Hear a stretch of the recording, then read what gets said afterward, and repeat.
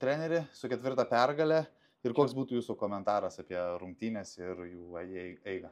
Na, rezultatas malonus, manau, atspindi visų rungtynių eigą. Galbūt pirmame kėlinyje nesigavo viskas taip, kaip norėjom.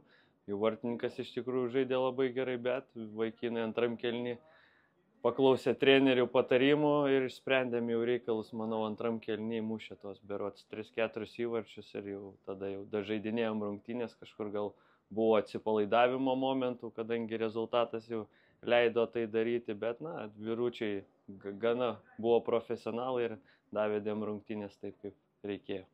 Rytoj laisvą dieną turėsime ir tada jau kova dėl aukso su šeimininkais kroatais.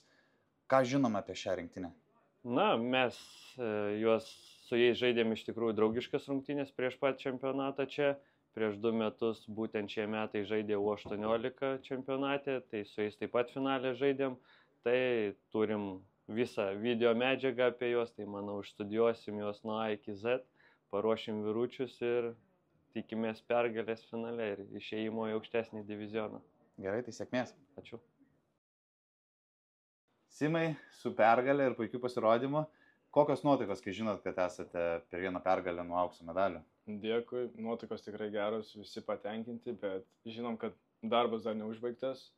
Laukia mūsų didžiausias priešininkas sekmadienį, tai yra kroatai. Žaidėm jau prieš juos prieš pasiruošimą čempionatui.